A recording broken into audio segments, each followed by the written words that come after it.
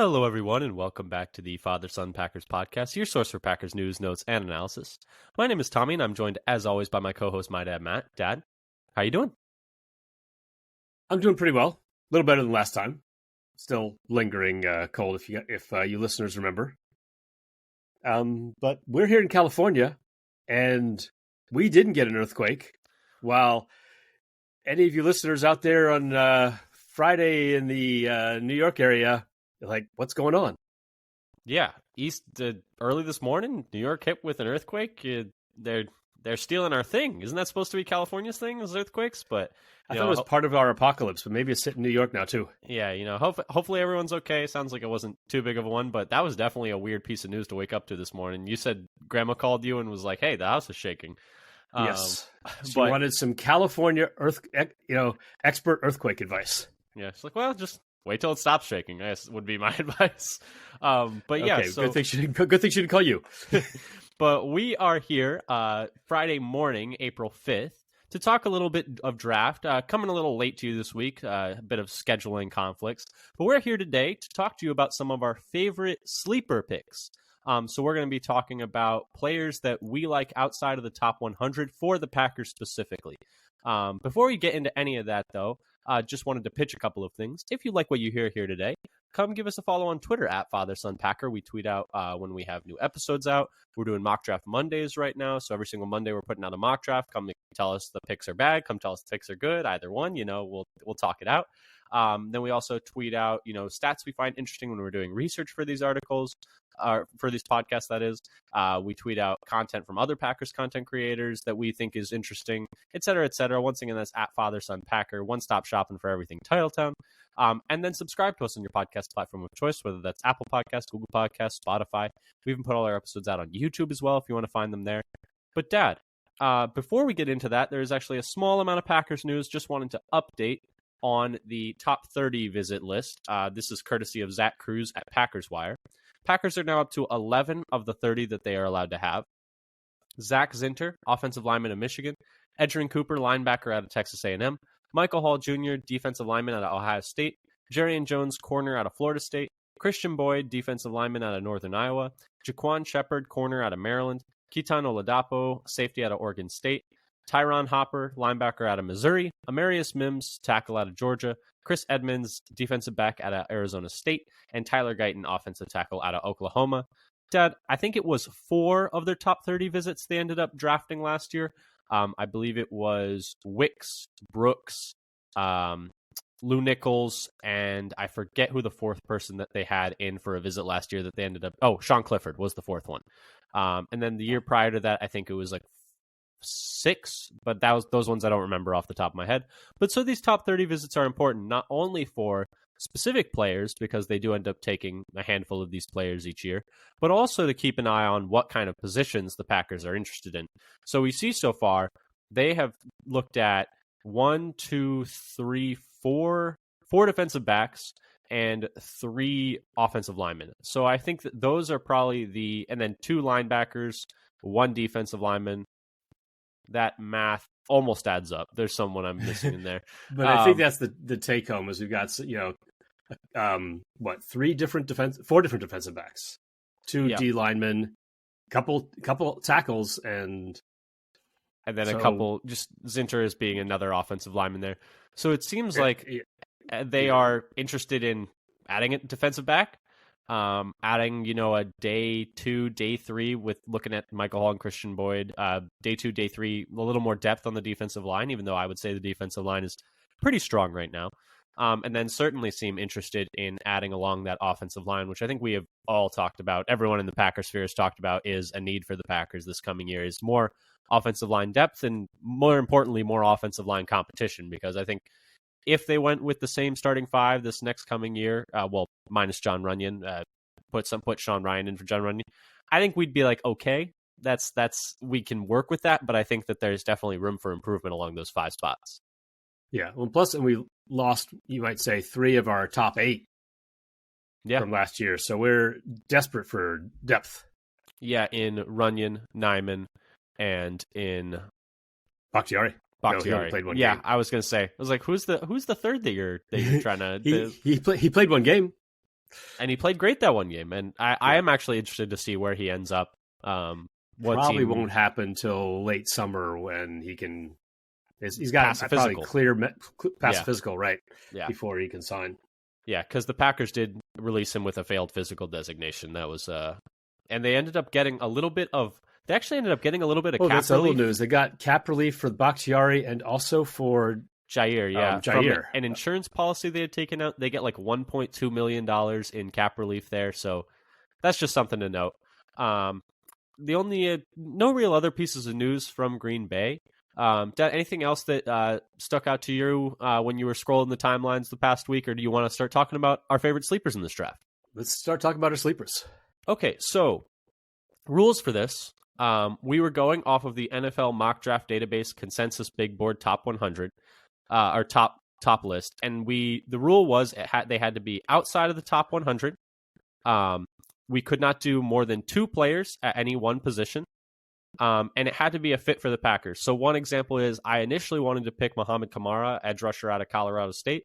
But he only weighed in around 248, and Brian Gutekunst did say in the owners' meetings that they didn't want to have small edges like some of these other 4-3 defenses did. And so I took him off the board for that one. Dad, I feel like it makes sense for us to just go every other. Who was your first sleeper that you like, your favorite sleeper for the Packers? I went in just in order of big board. I didn't go in favorite, so you can start with whichever one you want. I kind of went in the big board order, and I realized I kind of dropped one of them. That was where they were actually. But so the first one I have is safety Malik Mustafa from Wake Forest, who was on the consensus board 166 and on the PF board 165. He played about half his snaps in the box as well, and about a quarter in the slot and a quarter deep, so maybe some positional versatility. He had worked out, I think, mostly for his pro day, the RAS of 9.37, but I don't have any agilities for him, unfortunately. He is a little bit shorter than the Packers, I should say, average safety that they've drafted, but he's taller than a couple of them, taller than Savage, and then a couple of other safeties that they've added, signed as free agents, not just drafted, like Campbell and Green. He has, from his workouts, he has an elite 20-yard split that's better than Green Bay's average safety, but he is a little bit slower in the 40 than Green Bay's average, but not their slowest. He had an elite run defense grade by PFF. And a good cover. So that was in I think the 90s or somewhere there. Or maybe it was 89. And a good coverage grade of 72.1. He allowed a passer rating of 79.0 into his coverage, and only 15 of 29 targets completed. Also, in terms of his workout, he would have the second best vertical and for any of the Packers safeties they've added in the last under Gutekunst. And above average in the broad jump, which seems to be something they look at a lot. So in terms of the cons for him, he is, as I mentioned, slightly slower than Green Bay's average for 40 time. And his was also a little bit below average on his on-field speed at the Senior Bowl with the zebra technology, right? I think I've got the right striped animal. Yes, so for those of you who don't know, the zebra technology is what they use specifically at the Senior Bowl for like GPS tracking of on-field speed. And then his career missed tackle rate over while he's in college is 16.5%, which isn't great. Not great. He did improve his last year to 12.4. Okay. For comparison, so the most recent I have is like Anthony Johnson Jr. He was like 17% missed tackle rate. The guy they picked up in the 7th round last year. I expect Mustafa's going to be a higher draft pick than that. Yeah, but the thing with the draft is you really never know. There were people. What was it? It wasn't Chris Sims. It was Chris Collinsworth had Anthony Johnson Jr. as like a first round pick in one of his mock drafts. So we never really know. It's a little bit just a rounding error. Yeah, exactly. And Carrington Valentine was going to be a 4th rounder, and then he fell to the 7th. Thank goodness he did. But these things are never truly predictable. Like everyone's always like, oh, they'll never be there at this pick, or they're going to get picked way earlier. And, you get a Hakeem Butler situation out of Iowa State from like 4 years ago where he was like a end of the first, start of the second round pick, and then he fell all the way to the fifth. So it's like these teams know things and have their own opinions on players outside of the general draft, draft coverage, draft reporting sphere. But we have like a general idea. Usually the consensus board is actually pretty close. It's surprisingly close, but there's always a handful of players that end up being way outside of their predictions. Anything else on Mustafa? Because I have watched a little bit of him. I've not watched a full game of him yet, though. I do think that obviously they need another safety. But the fact that he has that versatility to play box, slot, and deep, and the fact that Xavier McKinney also has that versatility would allow them to, have the ability for each of their safeties to, rotate, they rock and roll those safeties. So, bring one down, put one up, bring the other one down, put the other one up, and just more flexibility on the defensive end. I think that could be a good fit. And that's something that I think Gutekunst referenced, that they wanted I think they'd like their safeties to be able to do both so that they can disguise their coverages better by not saying, okay, this guy's always high and this guy's always in the box. It allows you to rotate players back and forth and try to confuse the offense. Yeah, because static defense where you just line up and things happen is usually a recipe for disaster. For me, my first sleeper that I had was on the other side of the ball, was on offense. And that was Isaac Guerendo, running back out of Louisville. He is mock draft consensus 133. This is a player that you've actually probably heard of if you've been following the draft closely, mostly because he obliterated the combine. He had so I'm looking at his athleticism first. He had a 9.9 relative athletic score. It's actually a 9.98 if you just pretend that he never did the bench, because like who cares if he did the bench as a running back. But yeah, so the bench kind of tanked it down to a 9.9, very, very low, terrible RAS, 9.9. I'm kidding. It's incredible. He was like, I think before that bench press went up, he was like a top 10 athletic testing running back of all time. And that's because despite being 6 foot 220, which is in the 73rd percentile for weight, according to Mock Draftable, he ran a 4.33 40-yard dash, which was in the 98th percentile. And his vertical 41.5 inches and broad jump at 10 foot 9 inches were both also above the 95th percentile. So we're talking about a freak athlete in a pretty muscular build. So not, very like should be able to take the hits at the next level. From a production standpoint, this past year was really the only year that he got like a full workload of carries. He was at Wisconsin for 4 years, I believe, and then transferred to Louisville. But this past year, according to Justin M_NFL on Twitter, ran for 810 yards and 11 touchdowns, 6.1 yards per carry, which is very impressive. He also had 22 catches for 234 yards with just one drop on 24 targets. Per Brett Coleman, he actually was a receiver before he was a running back. So, he has some experience there as well. He also has experience returning kicks. He has 30 returns over his last 2 seasons in college. Per PFF, he was 7th in the country amongst qualifying running backs in yards after contact per attempt. He had 4.11 yards after contact per attempt. 88 zone runs, 43 gap runs. So he has some experience in both different kinds of running schemes, and the Packers are a pretty diverse run offense. So that's a pretty good fit for him as well. And the big thing, which I thought was really interesting, this was per Brett Coleman also, he had 22 explosive runs. And you might say, oh, that's a solid number. But you have to remember, he was only in a backfield timeshare. That meant 1 out of every 6 of his runs went for over 15 yards. That's kind of a crazy stat that just, it doesn't even land for me saying it. 1 of every 6 of his runs went for over 15 yards. That's absurd. That's really kind of wild, especially I think in counting stats, it sounds like, a knock on him that he doesn't have very many.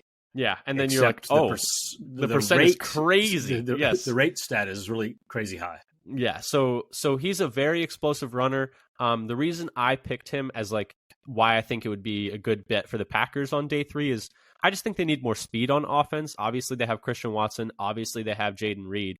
Outside of that, though, I don't think they have a whole lot of explosive playability.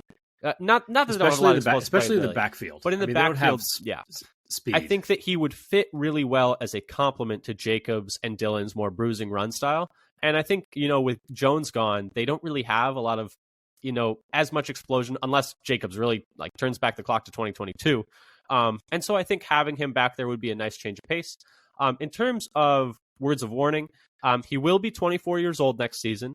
But he does have fewer than 250 carries in his college career, so low tread on the tires. The downside of that is the reason he only had 250 carries is in large part due to injuries. This is per IndyStar.com. Hamstring injuries in 2018 and 2019 limited his ability to practice at Wisconsin. And then in 2020, a hamstring injury knocked him out for the season after 1 game. And then in 2021, he had a Liz Frank injury that also ended his season after 4 games. But he did play 12 games and 14 games his last 2 seasons in college. So he was able to get healthy and stay healthy for at least 2 seasons. So there is that. But yeah, Isaac Guerendo, running back out of Louisville, I think, overall, very explosive runner, ridiculous athlete, would be a ridiculous athlete if he was 6'2", 200, but he's 6'2", 220. And then also just, I think, pairs well with Jacobs and Dillon in terms of giving them a little more speed out of the backfield. And, explosive plays, 1 out of every 6 of his runs went for 15 yards is crazy. But yeah, so Guerendo out of Louisville was my first pick. Dad, any thoughts on him, or do you want to go to your second one? He's been in some ways kind of a darling. You could say, why didn't he get more carries? Why is he not, if he's so good? But also, well, he doesn't have much tread on his tires. I mean, Yeah.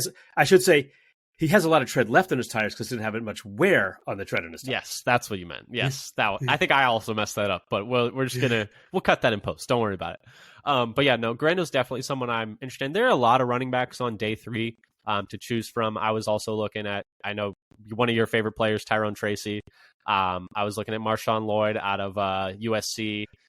There's a good number of running backs I think the Packers would be very happy with in day 3. Tracy was one I considered myself, and somebody made David Johnson comparison to him recently. Yeah, I think that's fair. But he's not I don't think he's just like beefy as David Johnson was, but fair enough.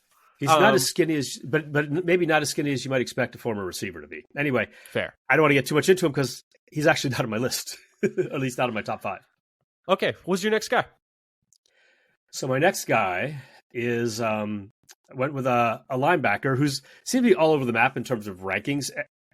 Adefwan Ulofosio, linebacker from Washington. By the consensus board, he's at 152, but the PFF board has him at 263. So there's definitely consensus seems to be a loosely used term here. Average. Yeah. There's not really a consensus on where he's expected to go. He lined up primarily in the box as a linebacker, a little bit of on the edge, but not that much. At 6 feet and a half inch, he's a little short, but at decent mass at 236 pounds, a little heavier than some other Green Bay draftees. Tested as an elite athlete, it kind of depends. So this is another one where it depends on. He did some pro day test, and the one thing he totally bombed was his 3-cone, which is really weird. It was like less than 10 percentile, but his shuttle was like in the 60th percentile. So did he fall down? I don't understand. We were joking. It's like, did he slip? And he was like, you know what? We're just going to call that just whatever time that was. Give it to me. Because you're right. It's like, it's weird that someone who's so athletic that, it's not like he's super tall, which can oftentimes, lead to difficulties in the 3-cone because it's hard to like turn at that height. He's super explosive. He's really fast, and his shuttle was great. It's like, why did the 3-cone right? You'd say like, okay, maybe if you look at the other stuff, so maybe he's got like great straight line speed, but he can't turn. But his shuttle was above average. Yeah, so and it's slightly different. The shuttle is like a more of a stopping and starting mechanism, while the 3-cone is tight turns. But you watch him play, and you're like, he doesn't look like someone who would have a terrible 3-cone, but it is what it is. It really, so that one. So if you include it, his RAS is in the like mid to upper 8s, but without it, it's because. So I also looked at it without it because it's such an outlier. It was a 9.32 elite speed in the 90 percentile in the 40 and the 10-yard split. Elite explosion, both the vertical and the broad, are like 97 percentile. And the height is one of the things that dings him. He's only in the 35th percentile in height for linebackers. Yeah, but, he's just a touch over 6 foot flat. But In his defense, he does have, I think, pretty long arms, almost 33-inch arms still, even though he's only 6 foot. So there's that. Yeah, so his arm length is good. His hands are large. Big He's mitts? got like over 10-inch hands. Yeah, those are big mitts. You know what I saw? Actually, just a quick digression. Did you see the picture of Lucas Van Ness with Cooper DeJean? Did you see Cooper DeJean? Did you see how big Lucas Van Ness's hands are? His hands are massive. He's 11-inch hands. There's quite a bit of distortion there. But I don't know. He's got 11-inch hands, and those things look. His hands are also 11-inch, so they are actually very large. Yes, they look like. He has the hooks. largest hands of any of the edges drafted under Gutekunst. Yeah, it was like 96th percentile for edges. And I think I looked it up. It's 34-inch arms and 11-inch hands. Yeah, I mean, his arms and hands look that big. It was nutty. But anyway, I interrupted you. Sorry, go ahead. Yeah, so his arms aren't super long, actually. It's like 32 and a half. But okay, but big hands. If you compare him to the linebackers that the Packers have drafted, so you got Quay Walker, McDuffie, or the recent ones, Ty Summers, Kamal Martin. If you go back far enough, like Carl Bradford, but no one remembers Carl Bradford anymore. Chris that was Barnes Ted Thompson. was Chris Barnes. He didn't do much testing, and then a little bit further back, maybe pre-Gutekunst, Oren Burks. Oh yeah, you just have that was Gutekunst. That was his first. That was already Gutekunst, I guess. Yeah. Because he that was Jair, Josh Jackson, Oren Burks, et cetera, et cetera. Yeah, so if you compare him to those other linebackers, his speed is right in line with the other Green Bay linebackers in terms of 40 time, but he would have the best 10-yard split. He would be tied for best among Green Bay draftees with vertical and have the second best broad jump. You know, we mentioned already the truly terrible 3-cone, but the short shuttle is, I think, about on line with what they've had with, pretty much right kind of smack in the grouping with their other linebackers. The one who was really better was Burks. The others are kind of 4-3-ish like he is. Mm-hmm. His best part of his defense by PFF is his coverage grade, which is an elite 90.4. His run defense was not graded as highly. His missed tackle rate of 11.4 is okay. It's not fantastic. It's better than all the Green Bay draftees except Quay Walker, who had a really good 5.1%. And if you compare him to some higher rated linebackers, Edgerrin Cooper's this last year 12.8%, but Peyton Wilson's is 4.7%. So the guys who are expected to be the top two linebackers for comparison. Now, for the cons, we already mentioned that the crazy slow 3-cone, if that's real. Yeah, we'll never know. We'll never know if that's real. And his run defense grade is kind of a middle of the pack 64.7. And when you look at the tape, he doesn't really show a lot of pop when he's hitting. He will shoot the gaps and wrap people up, but he's not like hitting with a lot of power. At least it seemed to me in the few plays I watched. And he's a little older at 24 already before the draft. Yeah, but we do know that's another knock on him. But that hasn't been a deal breaker for Gutekunst in the past. You know, took Devontae Wyatt in the first round, even though he was 24 years old. So it's not necessarily a deal breaker or anything. And it gets to be less of a thing, I think, the further along in the draft you go, the later in the draft you go. Oh, 100%. Yeah. I think generally the Packers' thresholds become looser as they go later in the draft. Like someone like Carl Brooks with his, athletic testing last year. Right. It was what, like 3 point? Yeah, it was like a 2-point something RAS. It was very low. And they still took him anyway, and it turned out to be a great pick. So they seem to, loosen their thresholds there as, it goes on. Anything else on Ulofoshio? I watched him. I just don't really like many of the linebackers in this draft at all. He's passable. I think that's why I'm looking at kind of some late round flyers. And the ones I look at mostly kind of between him and the Kentucky guy for a sleeper. Trevin Wallace. Trevin Wallace. I watched him. We talked about him last night. He's good. Trevin Wallace, that is, if you can just like have him chase sideline to sideline and not have to get off blockers as much. Ulofoshio, I think he's fun. I think it just would take some time. I've seen him get off some blocks, and like the guards in some of the plays, and make some plays on the ball in coverage. I think he would I wouldn't not be be surprised ready if the Packers pick two, like one early and one late. Yeah, and I don't think they actually could pick him and expect him to be one of your 3 starters. Yeah, I was actually watching, the linebacker hole had me fall down the rabbit hole of I was watching some more Peyton Wilson. If they felt comfortable with his medicals and they wanted to take him early, I don't think it would be a bad pick. He's a good player. He's just got short, stubby arms, but they don't really. He doesn't play like he has short, stubby arms, so that's good. Right. Despite that, he's a really good tackler. Yeah, but so it's like not like a really big issue because it doesn't seem to affect him very much. But if they wanted to take Peyton Wilson early, after looking at a lot of these other linebackers, I wouldn't hate it. And you know who else has short, stubby arms is Isaiah McDuffie. Yes, he has. He's just only a short, 30 guy.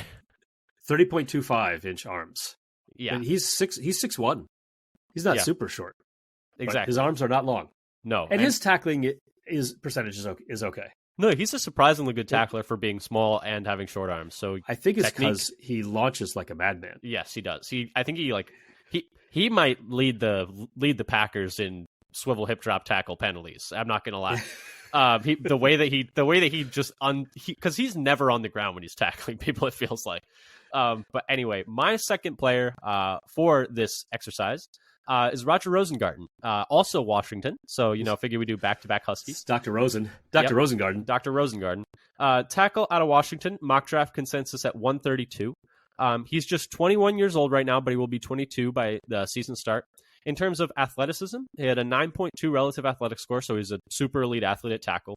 6'5" and 3/8 and 308 pounds, so a bit undersized at tackle. It's always crazy to me. I'll say it every time that's considered undersized at tackle, but could stand to put on a bit of weight. 33.5-inch arms would only be 26th percentile amongst tackles, according to Mock Draftable. So slightly short arms for a tackle, but for reference, Zach Tom had 33.25-inch arms, and he's stuck fine at tackle, so it's not like deal-breaking tackle length. 4.92 40-yard dash is 96th percentile for tackles. That was his best measurement. That was the fastest in this draft for tackles. A 30-inch vert was in the 72nd percentile for tackles, and he also had a very good short shuttle, which was also above the 80th percentile. In terms of production and play, he played right tackle at Washington each of the last 2 seasons. So you might say, hey, like he was the less valuable tackle there, but you have to remember that Michael Penix, their quarterback, was a lefty, so they actually put him there to protect Penix's blind side. So the right tackle position there is actually more valuable than the left tackle position. He could use some work on his run blocking, but in terms of pass blocking, he allowed 0 sacks and just 5 quarterback hits in his whole college career. And in 2023, he ranked 16th amongst 347 qualifying tackles in pressure rate allowed. So that's just pressures per pass blocking snap. In terms of why he might not work out, it's just a bit on the smaller side. And like I said, not a plus in the run game. PFF had him as their 208th graded tackle out of those same 347 in run blocking. But I do think in terms of why I chose him for Green Bay, they've had a lot of success taking these like slightly smaller, hyper athletic linemen on day 3 and turning them into really good NFL players, whether that's been David Bakhtiari or Zach Tom. Now, I'm not saying Roger Rosengarten is going to be David Bakhtiari or Zach Tom, but he's in that same kind of archetype of player. He was super successful in pass protection at Washington on a big-time program against big-time competition, and he's a freak athlete. So he was definitely someone that I think would fit for the Packers and that I think could... the one thing is I don't know if he has position flexibility, but at the same time, you don't know until you see it. And so he's someone that I think the Packers should have their eye on day 3. Yeah, he's a guy who's shooting up draft boards as far as I can tell. Yeah, I have. And he's he still may or may not last until day 3. Yeah, he's still in the parameters for this exercise, but I have seen him going in the 3rd round now recently, which wouldn't surprise me. But at the same time, for now, I'm in the clear. I'm in the clear picking him, and I was like, might as well. But yeah, so I think just like I said, hyper athletic, really good pass protector, slightly undersized. Where have we heard that before? I mean, I feel like we've heard that a million times from Packers players. I have kind of a similar profile. Oh, for another player?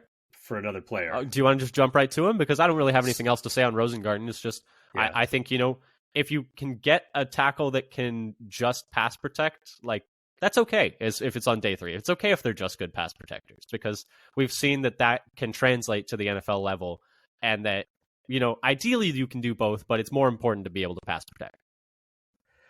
Yes, and the Packers seem to think so with the types of players that they select. They're looking, they seem to really like the dancing bear kind of profile. Yeah, big athletic rather than guy. a road grader. Yeah, they definitely.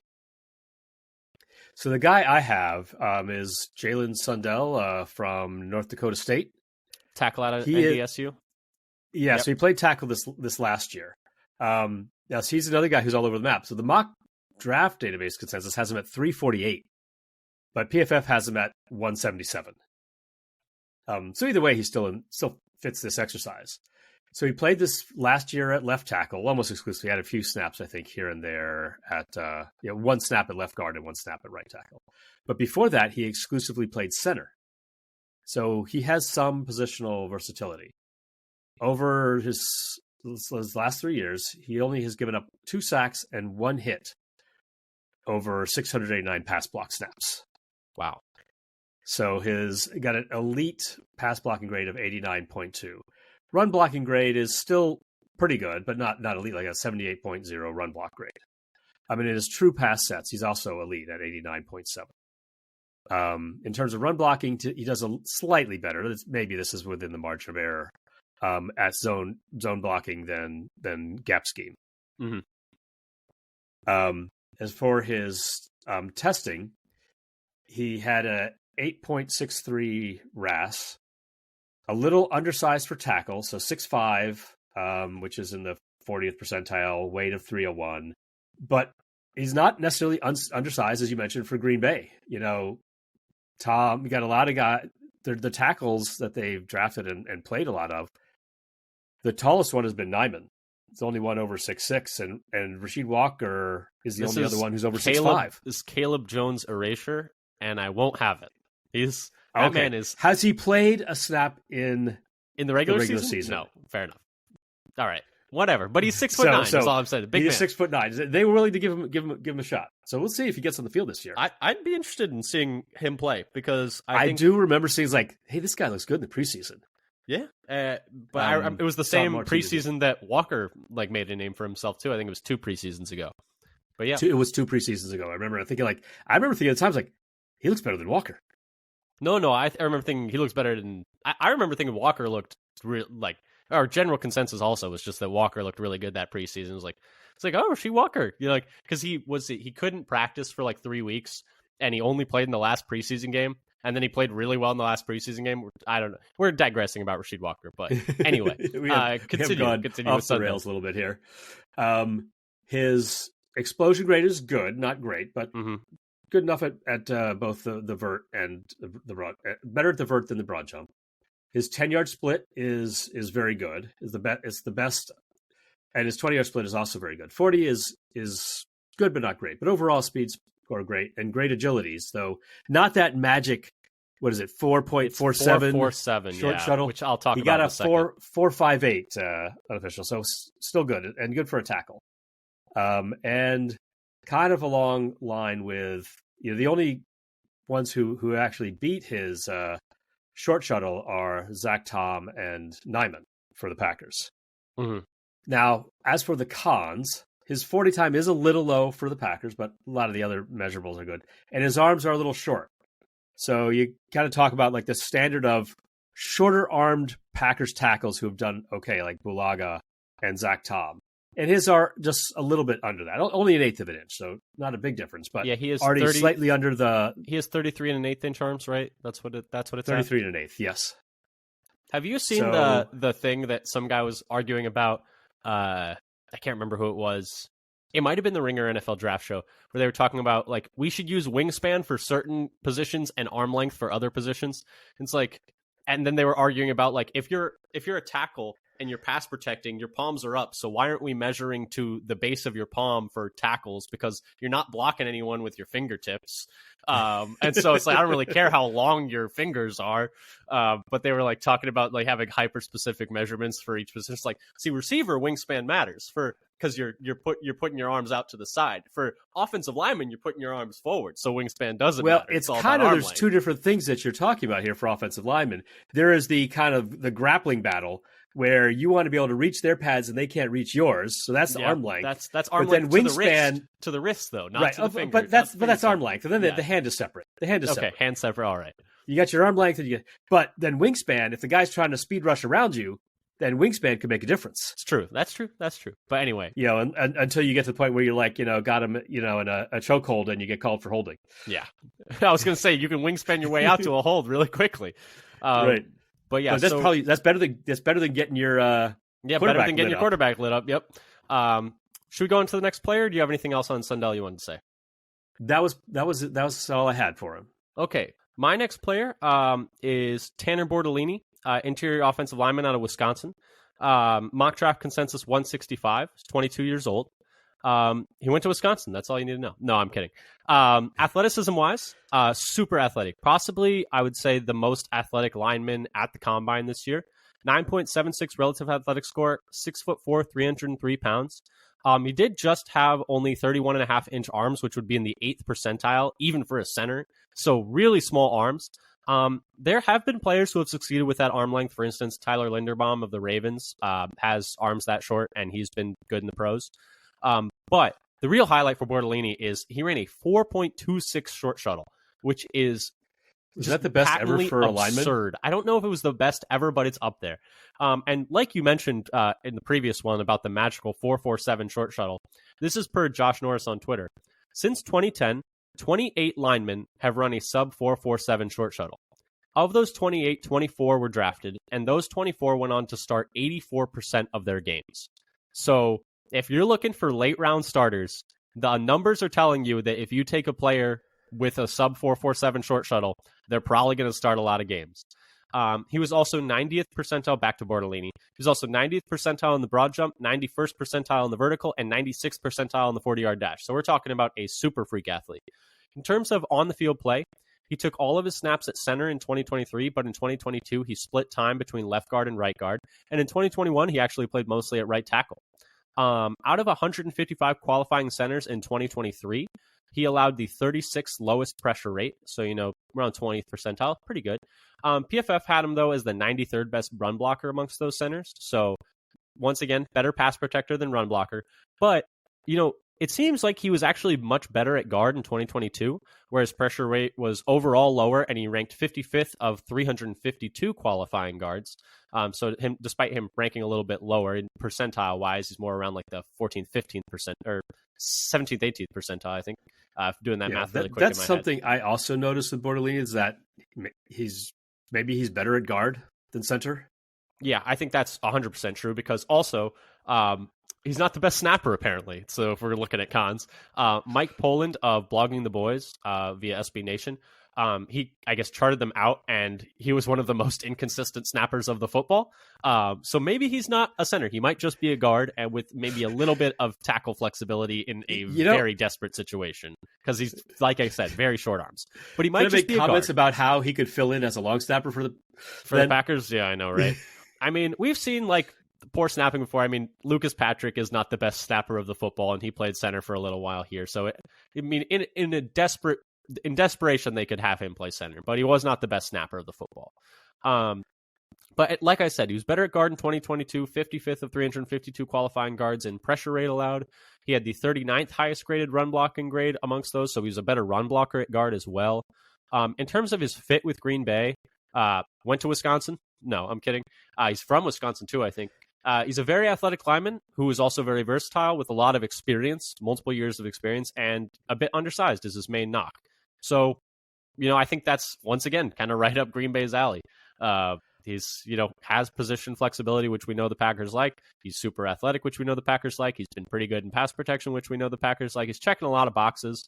And as the NFL Stock Exchange podcast likes to say, moving costs are very low for this player. So you gotta always think about the moving costs. You don't need to pay a lot to get him out to Green Bay.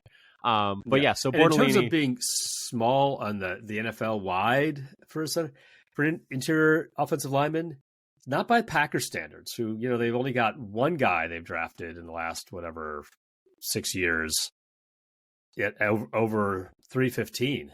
And that was Ryan at 321, and several in the 3.0 somethings. Yeah. Like Bortolini would be. Yeah. And so, he's mock draft consensus 165. I think he's even lower on PFF boards as well.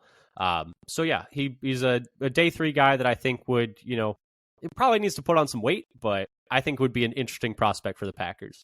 Dad, who do you have next?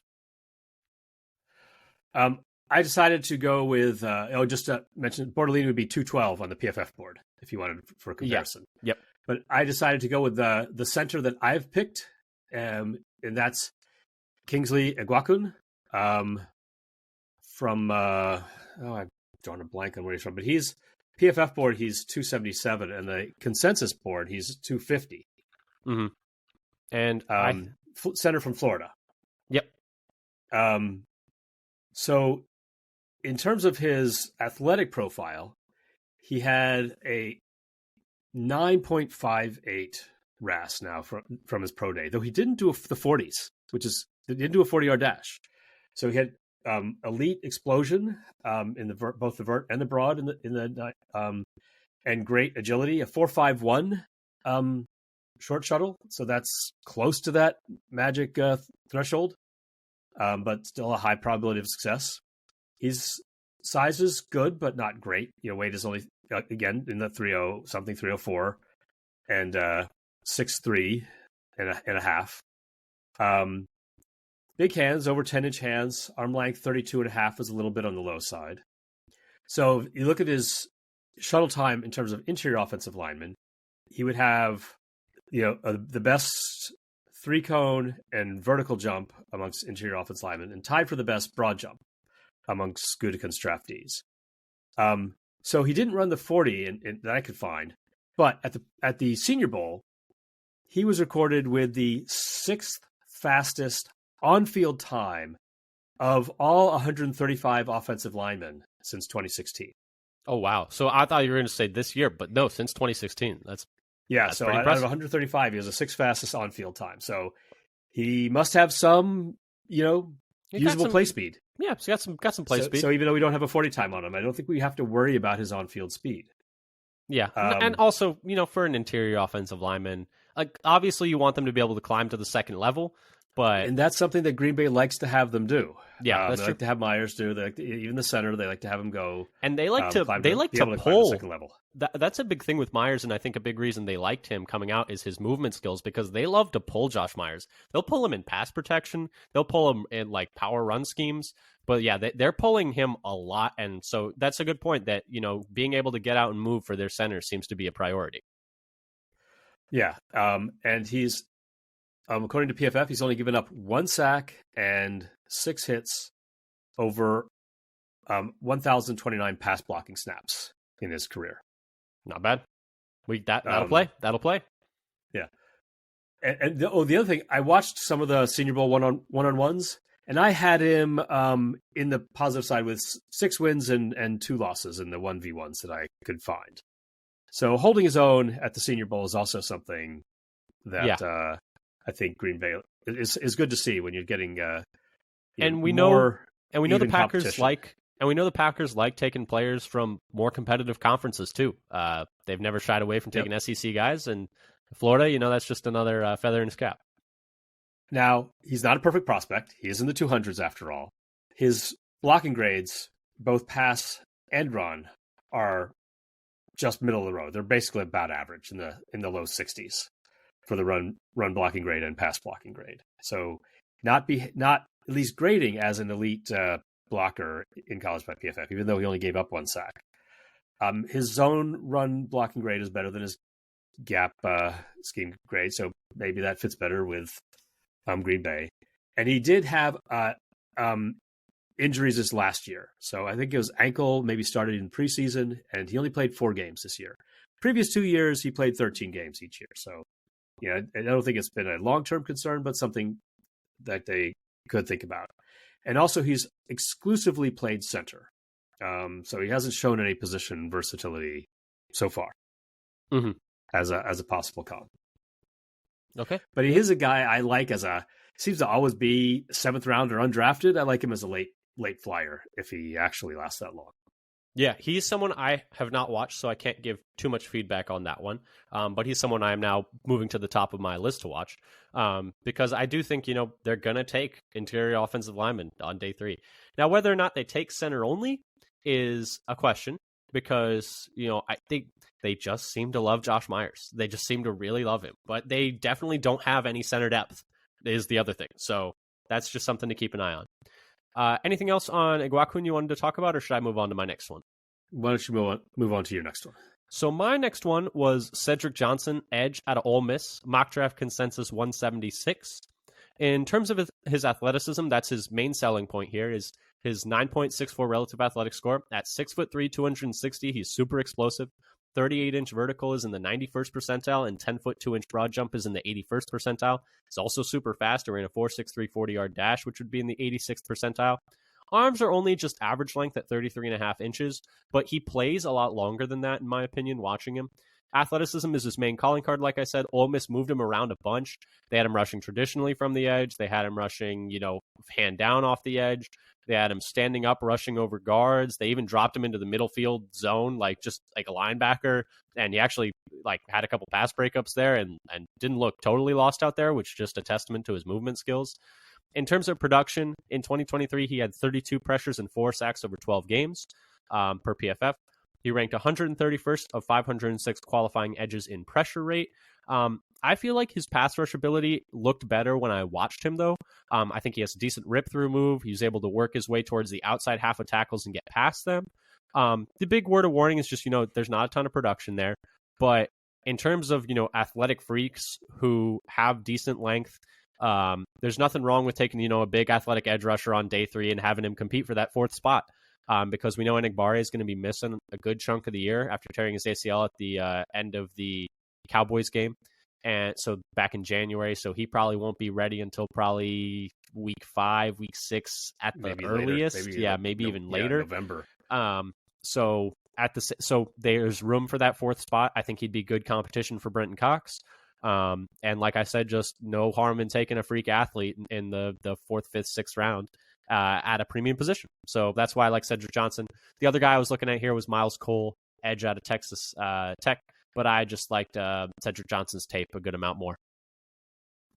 Yeah, and as you know, I liked him too, since I was adding him to my list, and you said, "Hey," I said, "Hey, now look up I already have look him. up the page a little bit. He's already in there." I called dibs. On talking about Cedric Johnson. But yeah, he's a good player, and I think I know his arm length is only average, but he looks longer on when you watch him. But I mean, maybe that's just the eye of the beholder, and I just want him to be even longer than he is. But it is what it is.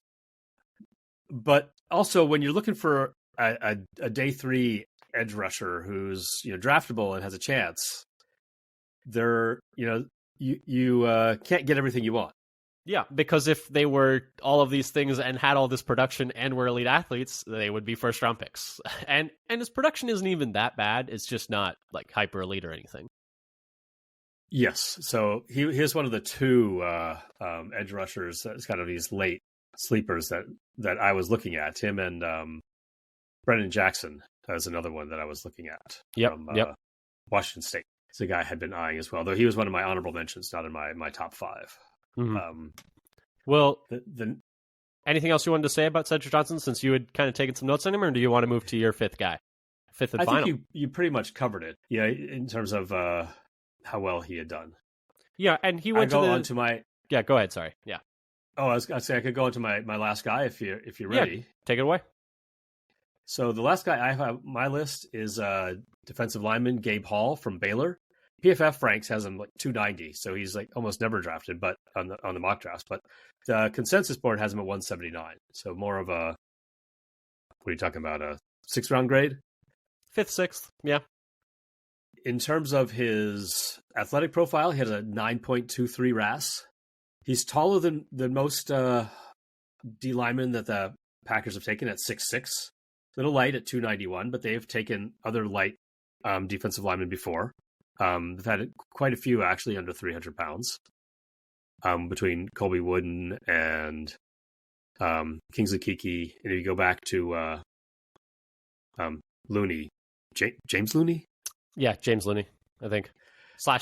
D-line / tight end, James Looney. Right. Yeah. Legend D-line and tight end.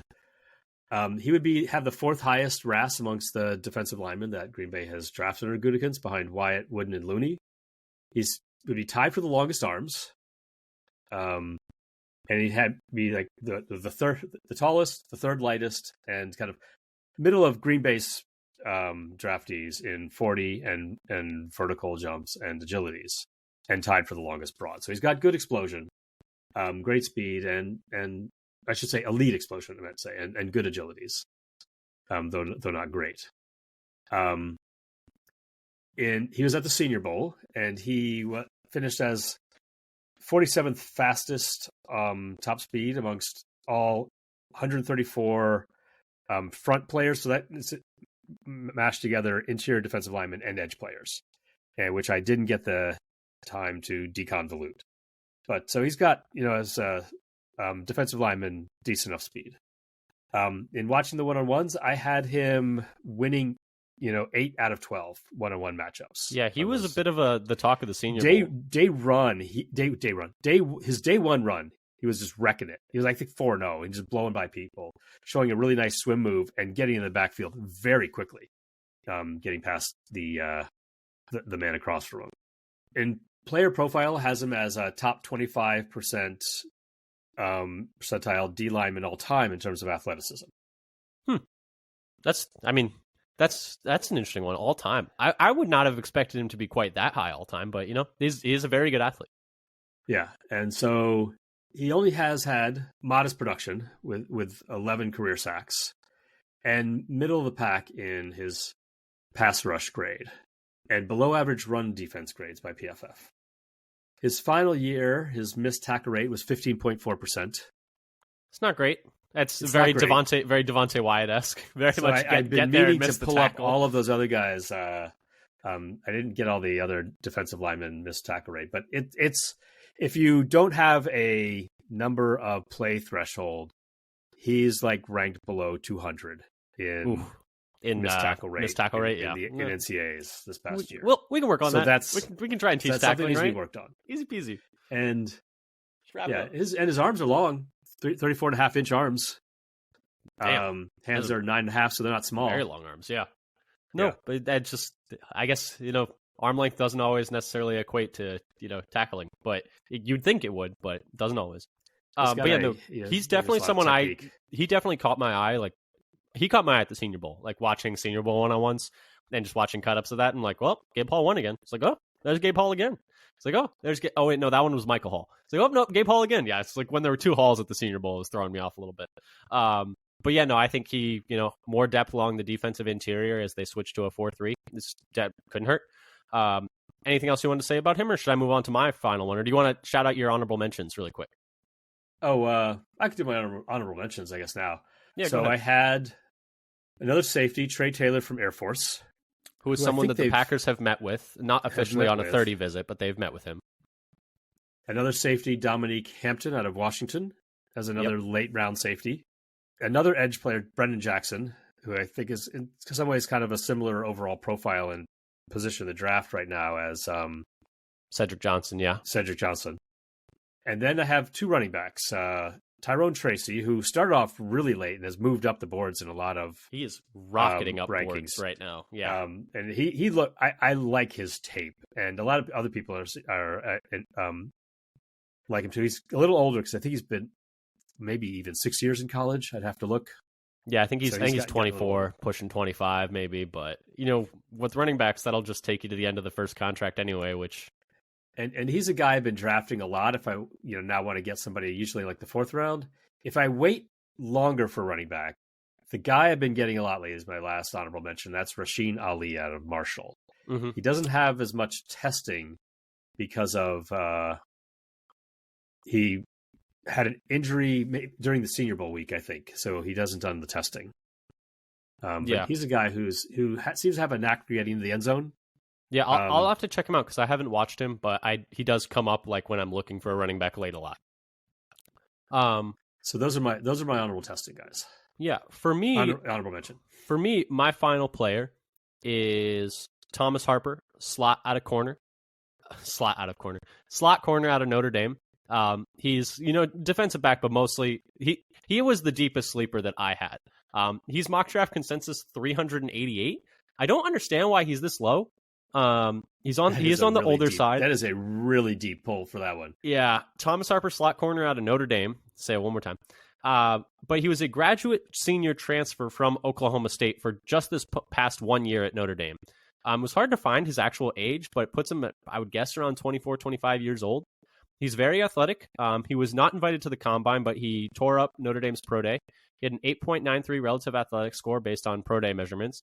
At 5'10 and 5/8 inches and 195 pounds, he ran a 4.48 40-yard dash, but he was really explosive with a 42-inch vertical and a 10'6" broad jump. That 42-inch vertical, I think, would have been the best amongst any defensive back at the combine, if I remember correctly. In terms of production, amongst 76 college corners, so this is per PFF, looked at a pool of 76 college corners who played at least 50% of their snaps in the slot in 2023 and then also played a certain number of snaps. He had the second lowest missed tackle rate, so he's a really good tackler. Even though he's only 195 pounds. He was 30th in catch rate when targeted, 28th in quarterback rating against, and 21st in yards per reception. So, above the 50th percentile in all those coverage metrics, and then also just a plus tackler. I think he only missed 4.7% of his tackles. Word of warning, he's a bit on the smaller side and a bit older, and he's not elite in coverage. He's more of an all-around guy.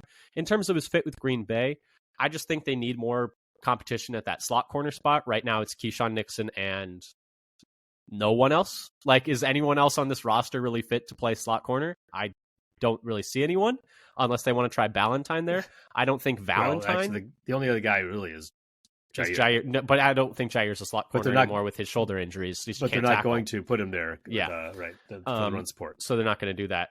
But so that was a big reason why I picked Harper, is because he's a really good tackler, even though he's a little bit smaller. And you watch him, and it's like, he wraps up really well. He moves really well. He's at a top school in Notre Dame. Like, he tore up the pro day. I don't understand why he's consensus 388. I was like, there are not 387 players better than Sky. I'm sorry. It's amazing that you're able to find this guy, because I have not seen him or looked for him. That he's at 388. Why is he 388? I don't understand why there's 387 players listed ahead of him. I only found him because I was like looking at PFF's like college football data. I was like, all right, let me find some guys who have played in the slot. And I was like, oh, like, this is a good number of guys in the slot. And then all of them were like 18% missed tackle rate, 18% missed tackle rate, 19% missed tackle rate. And like the lowest was like 14. I was like, okay, all right. I don't know if this is playable. Because even a guy that I love, like Jerry and Jones, it's like a 19.7% missed tackle rate, which is a little scary to look at. And so I was like, all right, which one of these guys can tackle? And so it was like Mike Sanderstill is a pretty good tackler. There's another one I can't remember off the top of my head. And then I was like 4.7%. I was like, oh, he must have like one tackle. And I was like, oh no, it's like, he's got a good like sample size here, good volume.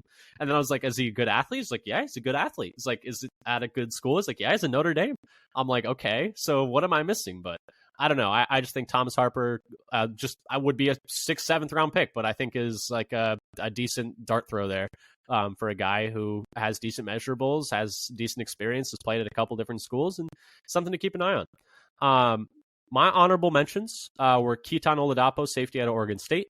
Renardo Green, who is an official top 30 that visit, was right? Just talked about. Yep, top 30 visit, and a connection for the Packers is they just hired a quality control coach who had been the interim defensive coordinator, I want to say, at Oregon State, or DB's coach, had coached defense at Oregon State, is now one of their quality control guys on defense for the Packers.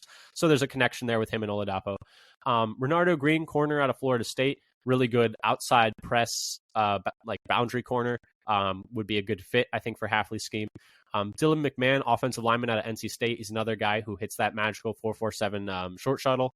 And then Miles Cole, edge out of Texas Tech, just a big mammoth of a man with no neck and a 9.95 something relative athletic score. Like, he's like 280 pound edge rusher. He kind of reminds me of Carl Brooks, actually, but at like a higher level of football.